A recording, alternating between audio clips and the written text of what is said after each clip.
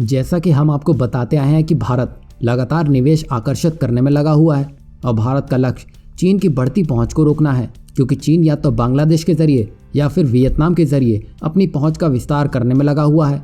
अगर चीन अपनी पकड़ मजबूत करने में लगा है तो भारत भी अपना शिकंजा कसने में लगा हुआ है और अपने पॉलिसियों को सरल बनाते हुए निवेश को बलवान कर रहा है, जिसका नतीजा यह है कि जापान हो, ताइवान हो या फिर कोरिया ही क्यों ना हो, सब कोई भारत में कुछ न कुछ अंतराल में लगातार निवेश के मौके बनाने में लगे हैं।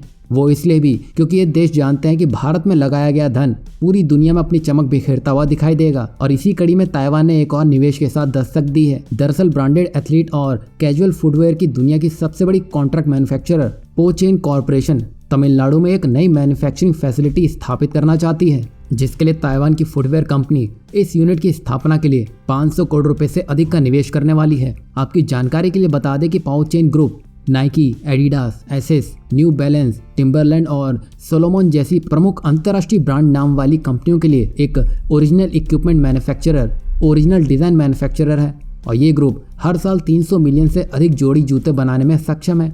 इससे आप पूरी बात समझ गए होंगे कि ताइवान की ये कंपनी दुनिया के बड़े मार्केट को अपने पास सुरक्षित रखे हुए है और अब ये कंपनी भारत में निर्मित नाइकी, एडिडास के जूतों का निर्यात भारत से ही करेगी। वहीं अपना तमिलनाडु में बेस स्थापित करने की अपनी योजना के तहत पोचेन ग्रुप ने दिसंबर 2022 में एक सहायक high glory footwear India private limited के साथ पंजीकृत हो चुकी है। बता दें कि अगस्त में तमिलनाडु सरकार ने राज्य को एशिया में जूतों और चमड़े के उत्पाद के निर्यात के लिए एक पसंदीदा स्थान बनाने के दृष्टिकोण के साथ फुटवेयर और चमड़ा उत्पादन नीति 2022 लॉन्च किया था। वहीं राज्य का लक्ष्य फुटवेयर और चमड़े के उत्पादों के निर्माण में 20,000 करोड़ रुपए के निवेश को आकर्षित करना है। बता दें कि पोचेन का निवेश फुटवेयर निर्माण के केंद्र के रूप में तमिलनाडु की स्थिति को और मजबूत करने का काम करेगा।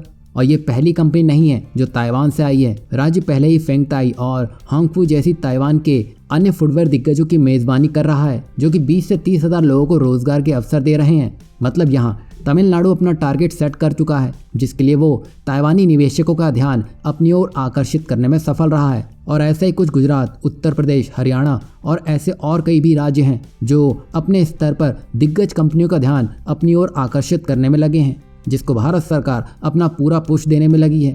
और ये बढ़ते कदम भारत को अपना लक्ष्य भेदने में बड़ी भूमिका निभाने वाले हैं।